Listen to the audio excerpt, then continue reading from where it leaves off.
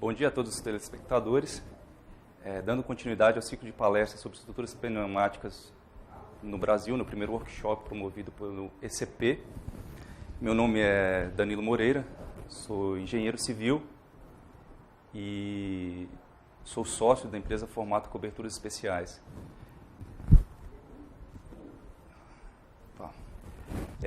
A minha apresentação, a nossa apresentação da Formato tem dois objetivos básicos. O primeiro é difundir essa tecnologia entre os prestadores de serviços da Petrobras. E o segundo objetivo é, claro, divulgar o nome da Formato e qualificar a Formato como uma das fornecedoras desse tipo de estrutura, das estruturas pneumáticas, para os fornecedores, para os prestadores de serviços da Petrobras. Minha apresentação ela está dividida em três partes. Na primeira parte eu vou falar um pouco sobre a Formato. Na segunda parte eu falo um pouco sobre a tecnologia, sobre os materiais, sobre a análise estrutural, sobre as membranas. E na terceira parte eu falo um pouco da necessidade da Petrobras. E também de como fazer essa interface entre os prestadores de serviços da Petrobras e as empresas fornecedoras dessa tecnologia. Bem, eu sou engenheiro civil graduado pela Universidade de São Paulo, em 1999. A Formato ela foi fundada em 2002. Eu me tornei sócio da Formato em 2003, no final de 2003. E de 2003 a 2008, a Formato desenvolveu vários projetos em estrutura pneumática no Brasil, vários projetos em estruturas em membrana em geral, tanto as estruturas pneumáticas quanto as tensoestruturas ou estruturas tensionadas. Em 2009 ou em 2008, eu fui convidado a trabalhar como consultor técnico comercial da empresa Burdell nos Estados Unidos e me transferi para os Estados Unidos. Em 2009, trabalhei no estádio de Durban como engenheiro residente, estádio utilizado durante a Copa do Mundo de 2010. E no final de 2009, eu fui transferido para o estádio de La Plata, na Argentina, estádio que foi utilizado durante a Copa América, no ano passado, em 2011. Em janeiro do ano passado, eu voltei para o Brasil e, desde então, trabalho como consultor técnico da empresa Burdell. Eu queria salientar que eu sou, consultor técnico pela Burdell, mas eu sou sócio, diretor da empresa Formato, e hoje estou aqui representando a Formato e falando e apresentando a nossa empresa. Bem, a Formato ela atua em três segmentos de mercado, três segmentos básicos de mercado. O primeiro segmento é na área de armazenagem, onde a gente tem as estruturas pneumáticas, onde a gente trabalha com as estruturas pneumáticas, a gente faz basicamente a locação de estruturas pneumáticas com dimensões padrão, dimensões aproximadamente de 30 metros por 100 metros, são estruturas de porte mediano. Essas estruturas elas são montadas e instaladas em um tempo muito baixo, aproximadamente 5 dias, talvez 7 dias depois do pedido do cliente. E são estruturas utilizadas geralmente em caráter emergencial e às vezes até como caráter permanente. Um outro ramo de atividade que a gente trabalha no Formato também são as tensoestruturas ou estruturas tensionadas, que são estruturas também em membrana, mas nesse caso, estrutura de suporte, você tem sempre uma estrutura metálica de suporte, que dá o caráter estrutural da cobertura. A gente trabalhamos também em alguns projetos especiais, que a gente fala que são projetos para evento, às vezes pneumáticos, às vezes alguns projetos de artistas também, projetos artísticos. Como eu falei, a Formato ela foi fundada em 2002, agora no dia 19 a Formato faz 10 anos de mercado, 10 anos atuando com estruturas em membrana. A gente tem mais de 1 milhão de metros quadrados de coberturas instaladas pelo Brasil. Claro que aqui eu estou contando com as estruturas pneumáticas que a gente faz, locação. A nossa unidade Fabril, a nossa fábrica, fica em São Carlos, São Paulo, no interior do estado de São Paulo. A gente tem hoje aproximadamente 45 funcionários no nosso quadro permanente. E nossa capacidade de produção é de mais ou menos 1.000 metros quadrados dia. Ou seja, você pede uma cobertura aí com 5.000 metros quadrados, a gente pode entregá-la, ou fabricá-la em aproximadamente 5 dias. O foco da Formato é fabricação e instalação, ou seja, prestação de serviço. A gente tem capacidade técnica de desenvolver o projeto, de acompanhar o cliente, de prestar assessoria, de prestar consultoria para o cliente na área de desenvolvimento do projeto, na área de análise estrutural. Mas o nosso foco nos últimos anos, o nosso foco principal é a prestação de serviço, ou seja, a fabricação e a instalação das estruturas pneumáticas. Podemos atuar em outras áreas? Sim, podemos, mas nosso foco é a prestação de serviço. A Formato trabalhou por 2 vezes junto à Petrobras. A primeira vez foi em 2003, com o arquiteto Wagner Garcia.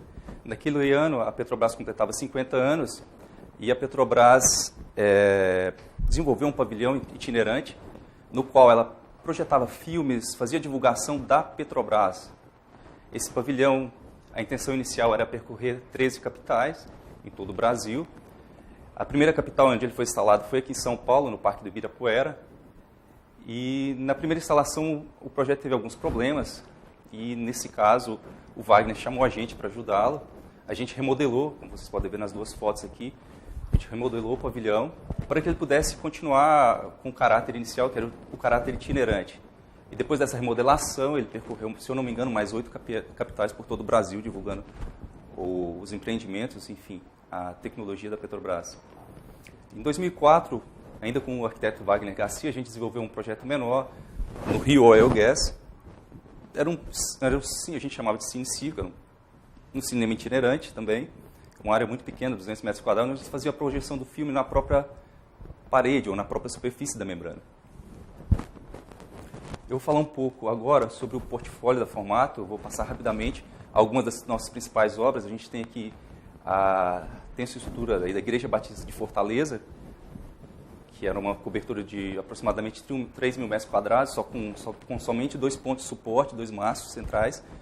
A gente tem ali no canto inferior direito o Rodoviária Shopping de Paulínia, que foi recorde mundial durante um bom tempo, com o maior conoide com um único mastro, a maior tensoestrutura com um único mastro. Deixa eu passar mais, vamos ver. Aqui a gente tem um anfiteatro em São Bernardo do Campo, o antigo anfiteatro Salvador Arena, no Parque Salvador Arena. É um projeto do arquiteto Carlos Bauer, de 1.200 metros quadrados. Ali tem uma foto onde eu mostro o detalhe da construção. No canto inferior direito a gente tem o aeroporto Zumbi dos Palmares, em Maceió. Todas essas obras que eu estou citando aqui, a gente trabalhou como prestador de serviço, muitas vezes como consultores, ajudando no desenvolvimento do projeto, mas nosso escopo geralmente era a fabricação da membrana, ou manufatura da membrana e instalação da membrana, e muitas vezes a estrutura metálica. Aqui eu mostro uma obra muito importante no Brasil na área das estruturas, que é a Feira da Cidade de Ananindeua, uma área de 3.500 metros quadrados, do arquiteto Bassalo. No canto inferior direito eu mostro o mercado de Goiânia, o mercado popular de Goiânia, uma estrutura, na verdade, é uma cobertura de 7.000 metros quadrados, mas são 2 coberturas, uma sequência de conóides, se eu não me engano, 9 conóides em cada uma das coberturas.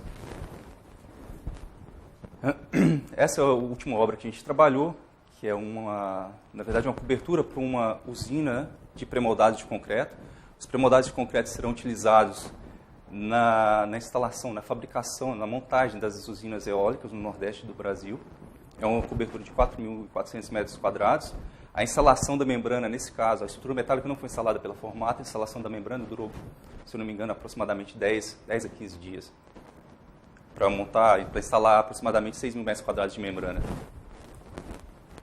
Agora eu falo um pouco dos nossos próximos desafios.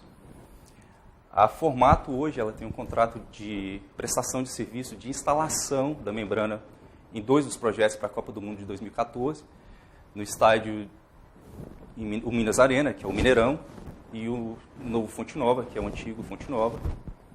Nesse caso, eu quero salientar que a Formato fará somente a instalação da membrana, somente o serviço de instalação da membrana. Todo o projeto e fabricação, toda a parte, inclusive a supervisão técnica da instalação será feita pela empresa Burdett. A Formato ela foi subcontratada para fazer somente a instalação da membrana. Os 2 estádios são em membrana em PTFE, que é uma nova tecnologia no Brasil, ainda não utilizada aqui no Brasil. Aqui eu mostro alguns dos nossos clientes, alguns ligados à área de armazenagem, alguns ligados à área de engenharia e alguns ligados à área de evento, que é o caso da Nosfera, do arquiteto Wagner também. Bem, aqui a gente parte para a segunda etapa da apresentação, onde eu vou falar um pouco mais sobre a tecnologia, sobre as estruturas pneumáticas. É interessante ter em mente que as estruturas pneumáticas é um sistema estrutural único. É um sistema estrutural onde todos os elementos da superfície da estrutura estão submetidos à tração. E o que dá a rigidez, como a gente consegue essa estabilidade estrutural, trabalhando somente com diferencial de pressão, enfim. O grande truque, ou a grande sacada das estruturas pneumáticas, eu diria que na superfície você nunca tem um ponto plano, você sempre tem dupla curvatura na superfície. E essa dupla curvatura associada a um diferencial de pressão, geralmente positivo, entendeu? Te dá rigidez à estrutura pneumática. As estruturas pneumáticas, elas são divididas, eu costumo dividi-las em 3 categorias. A primeira categoria eu chamo das estruturas infláveis, que na verdade é uma estrutura onde você tem uma dupla camada de membrana e o volume entre essa dupla camada de membrana é preenchido com um diferencial de pressão. E aí você cria elementos rígidos. E com esses elementos rígidos, vigas, colunas, paredes rígidas, você consegue modelar a sua estrutura ou sua cobertura. Essas são as estruturas infláveis.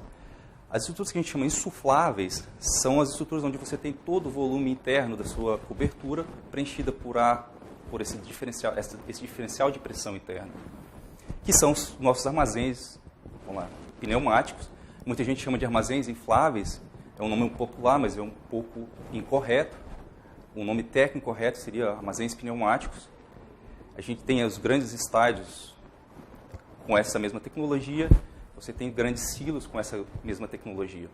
O terceiro e último tipo de estrutura, eu chamo de estrutura de vedação. É um modelo onde você também tem uma dupla camada de membrana, o volume interno preenchido por um diferencial de pressão, mas nesse caso, o que acontece? Nesse caso, essa estrutura ela não tem função estrutural, ela tem somente uma função de vedação, ela não tem função estrutural nenhuma. É como um painel que você coloca lá para proteger. Um painel poderia ser de vidro ou algum outro material. Eu vou falar um pouco agora sobre o histórico das tensoestruturas, das estruturas pneumáticas.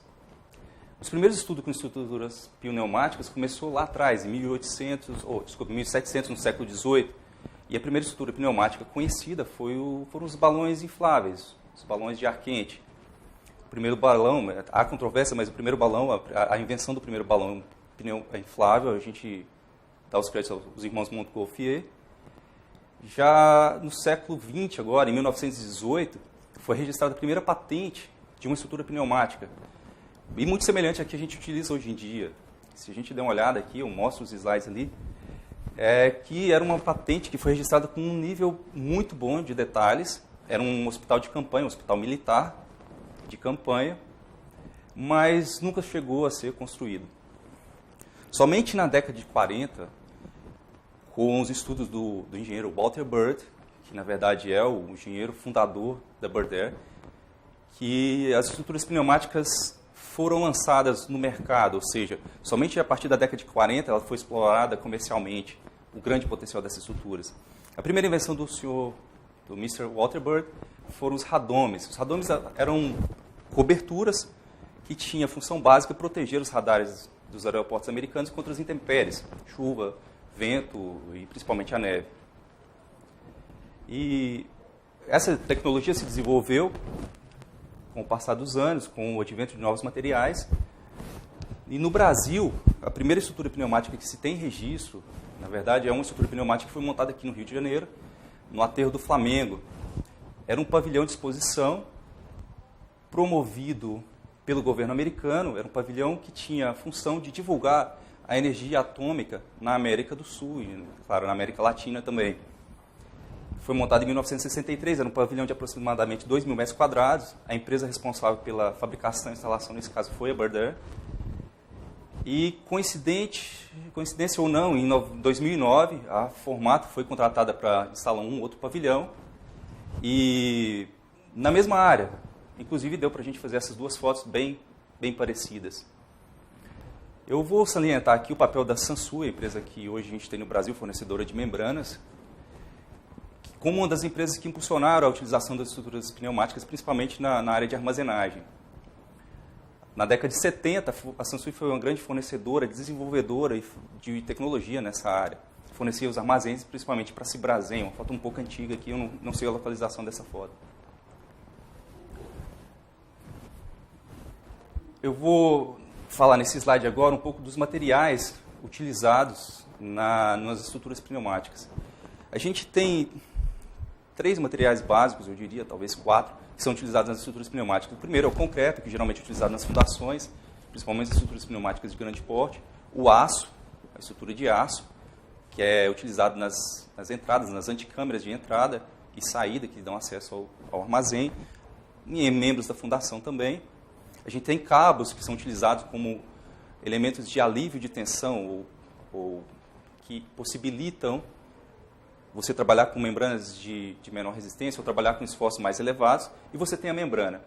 Para o concreto, para o aço e para os cabos, é uma tecnologia totalmente difundida, então eu não vou dedicar meu tempo aqui na apresentação a esse tema, eu vou falar mais especificamente das membranas estruturais.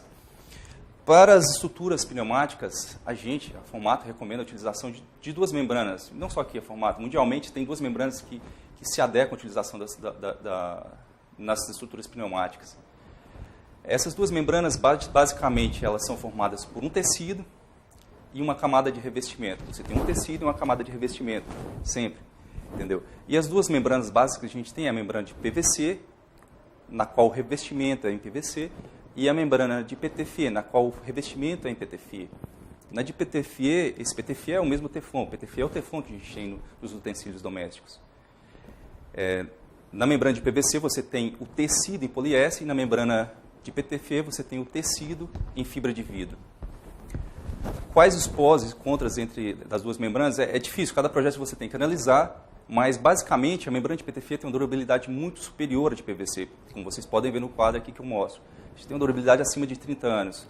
É o mesmo material utilizado nas vestimentas dos astronautas. Enfim, e a membrana, enquanto que a de PVC você vai ter uma durabilidade, dependendo do material, entre 8 e 15 anos, eu diria. Entendeu?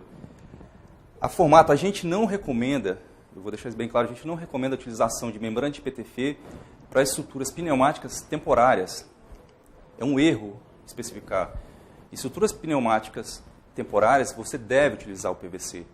Primeiro, pelo custo, e segundo, e maior, é o seguinte, estruturalmente, quando você dobra a membrana de PTFE, você causa uma diminuição nas características físicas da membrana. Ou seja, a resistência à tração, a resistência ao raso, cai bruscamente.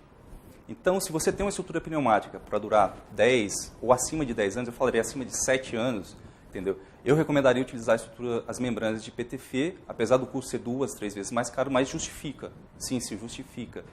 Agora, no caso das estruturas que são estruturas temporárias, 1 ano, 2 anos, 3 anos, não se justifica o custo e, na prática, não funciona, porque toda vez que você infla o armazém, você insufla o armazém, você coloca o armazém murcha, entendeu? Você danifica a membrana. Então, nesses casos, sem dúvida nenhuma, a membrana recomendada é a membrana de PVC. Muitas vezes, devido à resistência, você tem que optar por uma malha de cabo para absorver parte dos esforços, mas até aí não tem grandes segredos. Eu vou falar um pouco agora sobre regulamentação. Internacionalmente, bem, eu falei há pouco que a primeira patente das estruturas pneumáticas foi registrada em 1918.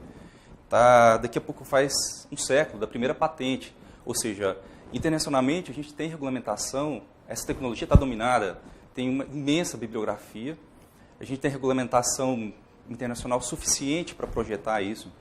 A gente tem o International Building Code, que é o Código Internacional de Construções, ele tem um capítulo especial que ele só fala desse tipo de estrutura. Os Estados Unidos têm sua norma, o Canadá tem sua norma atualizada, do Canadá foi atualizada agora em 2009. A Alemanha tem sua norma, o Japão tem sua norma, a França tem sua norma de estrutura pneumática, a Inglaterra tem sua norma específica de estrutura pneumática. Nos Estados Unidos, na verdade, o Código de Combate a Incêndio e Fogo tem um capítulo extenso e que trata somente desse assunto também. Agora eu vou falar um pouco da regulamentação no Brasil, que a gente tem de regulamentação no Brasil para estruturas pneumáticas. É isso mesmo, o slide não está errado. Infelizmente, no Brasil, a gente não tem nenhuma regulamentação que trata das estruturas pneumáticas. A gente não tem nada que estabelece critérios mínimos para os materiais a serem utilizados, para o método de fabricação, o método de instalação e pela manutenção da estrutura pneumática. Existe um movimento no mercado de alguns acadêmicos, algumas empresas no mercado em desenvolver essa norma, mas é um processo longo e de difícil êxito, digamos assim. É uma pena não ter essa regulamentação pelo seguinte: se não tem regulamentação, quando a gente participa de uma licitação ou de uma concorrência, no caso eu vou falar pela Formato, no caso da Formato que segue essas normas internacionais, a gente se sente um pouco prejudicado por não ter essa regulamentação mínima e não ter um critério mínimo para aquele determinado projeto. Mas esse é um tema que cabe muita discussão e deve ser abordado futuramente. Bem, eu vou falar rapidamente aqui um pouco sobre a análise estrutural e um pouco sobre detalhamento também das estruturas pneumáticas. A análise estrutural começa com a análise dos esforços, com a análise das ações que agem sobre uma estrutura pneumática. Basicamente, a gente tem 4 ações. Seria o vento, e onde tem neve, a neve, o peso próprio da membrana e a pressão interna. No Brasil, onde há granizo, a gente tem que estudar cada caso especificamente. Depois que você quantifica essas ações, você precisa de um software, um pacote de software para poder fazer a análise estrutural, para te passar os esforços, para te gerar os esforços que tem nessa superfície, e com esses esforços você dimensionar seus elementos. Dimensionar a membrana, dimensionar a rede de cabos, dimensionar a fundação. Esse software também te dá os deslocamentos da membrana sobre a ação do vento, sobre um peso da neve ou sobre um peso do granizo. Existem N softwares no mercado, a gente tem o ANSYS, a gente tem o mPanel, a gente tem aqui o Fortran, são todos softwares de elementos finitos, específicos para a utilização e na análise estrutural. A gente, na Formato, tem capacidade de utilizar esse software, a gente utiliza algum desses softwares, mas não é o nosso foco. O nosso foco, novamente, vou repetir, é a fabricação e instalação e, claro, manutenção das estruturas pneumáticas. Só voltando um pouquinho no assunto do software, no Brasil existem acadêmicos, universidades que desenvolvem, eles têm os próprios softwares desenvolvidos por eles, que eles prestam esse serviço de análise estrutural. Você vai até eles, fala, eu tenho um projeto nessa área, nessas condições, e eles te dão os esforços, te dimensionam com a membrana correta, quais os esforços na fundação, facilita todo o processo. Pessoas que cuidam e tratam somente disso no Brasil. Lá fora tem uma empresa chamada, uma empresa séria, acho que o slide ficou um pouco pequeno, chamada Tensys, que também é um escritório que é especialista em cálculo e análise estrutural. Nesse slide também eu quero falar um pouquinho aqui, eu mostro um desenho da norma brasileira, NBR 6123, que é a norma das ações de vento no Brasil, porque eu acho que o prestador de serviço, o cliente final da estrutura pneumática tem que ter noção. O Brasil é um país extenso, muito extenso, e a gente tem velocidades de ventos muito variáveis, ou seja, a gente tem lá no Nordeste, Norte e Nordeste, uma velocidade média de vento de aproximadamente 30 metros por segundo. E se a gente vai lá para o sul, vamos falar para o Rio Grande, na cidade de Rio Grande mesmo, entendeu? Você chega a 50 metros por segundo. Ou seja, você tem um acréscimo na velocidade de vento de aproximadamente mais de 50%. E o problema é que esse acréscimo de 50% na velocidade do vento causa um acréscimo nos esforços de aproximadamente quase o dobro. Claro, cada caso vai depender, mas nos esforços na estrutura. O que eu estou tentando deixar claro é que o cliente ele tem que ter noção que quando se trata de um projeto lá em Rio Grande, ou no sul do país, ou no norte da Argentina, ou Uruguai, tem que ter noção que os critérios de dimensionamento são totalmente diferentes. O cuidado tem que ser muito maior para esse caso, do que um caso que estivesse lá no Nordeste. Eu mostro ali também, nesse mesmo slide, que eu acho curioso, é interessante todos saberem, o mapa mundial de tornados. Durante a minha pesquisa, eu não sabia disso também, mas por isso que eu vou tentar divulgar isso aqui. O Brasil, o sul do Brasil, Uruguai, Paraguai e o norte da Argentina, pertence à segunda maior região de incidência de tornados. Na verdade, são tornados de pequeno porte, a gente está falando de 65 a 150 km por hora, mas é a segunda região de incidência de tornados. Então, quem está projetando, quem está fazendo análise estrutural, tem que ter isso em mente, tem que ter esse conhecimento. Os tornados que a gente tem nos Estados Unidos chegam a 300 km por hora, só para ter um nível de comparação. Mas é uma região de grande incidência de tornados.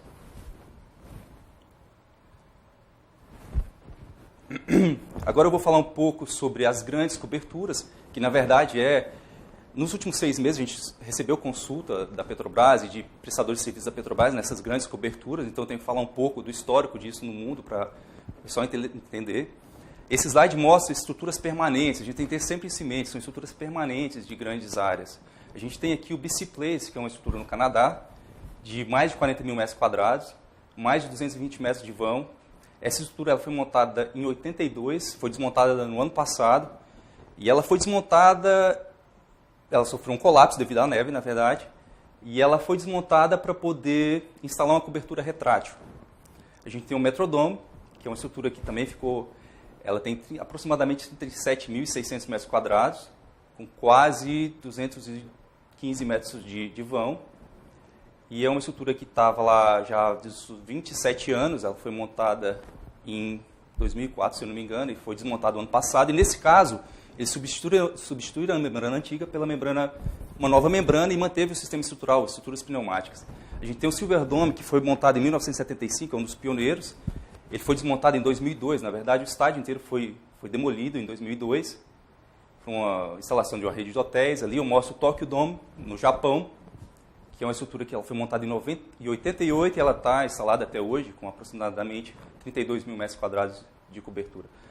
Bem, essas são estruturas permanentes e você tem que ver que são dominadas, a tecnologia é dominada, atende ao público, ficam lá permanentemente instaladas, não tem problema, poucos problemas de manutenção. E só que são estruturas que você vê que são robustas, a fundação, o anel de compressão é robusto, é absurdo. Os cabos, a malha de cabos é muito robusta. Outro detalhe interessante nesse tipo de estrutura que a gente nota existe uma tecnologia, existe um conhecimento em cima disso, entendeu? Todas elas apresentam a malha de cabo em diagonal. Nunca uma malha de cabo axial. Isso não é coincidência. Se você buscar todas as megaestruturas no mundo, as megaestruturas pneumáticas, todas elas apresentam essa mesma característica. E a pessoa que está projetando tem que ter em mente isso. Bem, o recado é o seguinte, no caso dos prestadores de serviço para a Petrobras, é possível, a gente tem a tecnologia suficiente, sim tem, só que esse tipo de estrutura, com caráter permanente, o custo é muito alto, entendeu?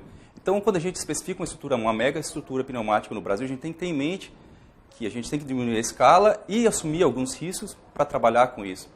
Qual o tamanho desse risco? Como quantificar esse risco? Esse é um papel do fornecedor do produto, deixar claro para o cliente e esclarecer e o cliente decidir. Talvez valha a pena, entendeu? Talvez a economia da obra da Petrobras justifica o risco de, uma estrutura pneumática que você vai economizar na sua obra aí, 90 dias, vamos falar, por 2 semanas ela fica paralisada por manutenção, justifica o risco? Talvez sim, justifica o risco, entendeu? Porque se você for construir estrutura pneumática com essa tecnologia, como a gente mostra aqui, o custo é inviável para uma estrutura pneumática temporária. Bem, a gente chegou aqui no meu último slide. Eu chamo aqui de modelo comercial justo, mas na verdade é o seguinte, é uma proposta que a gente tem, que a Formato tem, para suprir a falta de regulamentação que a gente tem no Brasil, regulamentação no tema, regulamentação sobre estruturas pneumáticas. A ideia que a Formato tem é colocar no circuito, a gente tem hoje aqui a Petrobras, e a gente tem os prestadores de serviço da Petrobras, e a gente tem os fornecedores das estruturas pneumáticas. A ideia é colocar no circuito um terceiro, vamos chamar assim, um terceiro ente, que seria uma entidade independente, pode ser um órgão acadêmico, uma universidade, pode ser um escritório internacional de cálculo, mas, enfim, alguém que supra essa necessidade, essa falta de regulamentação que a gente tem hoje no Brasil sobre o tema.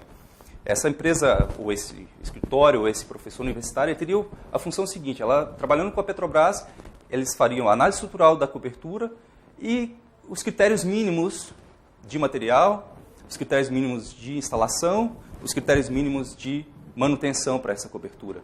E depois desses critérios serem criados, aí sim a Petrobras vai em busca dos seus fornecedores no mercado. E aí vence quem tiver o melhor serviço e, claro, o melhor valor em cima do tema. Essa é a nossa proposta, é o modelo que a gente acha que é o modelo que atende o mercado, atende de uma maneira correta e justa. Bem, esse é o meu último slide. Eu encerro aqui minha apresentação. Gostaria de agradecer a presença de todos. Espero ter contribuído um pouco, tecnicamente, sobre o tema. Agradeço novamente o convite da Petrobras pela palestra e estamos à disposição para qualquer dúvida ou esclarecimento. Obrigado.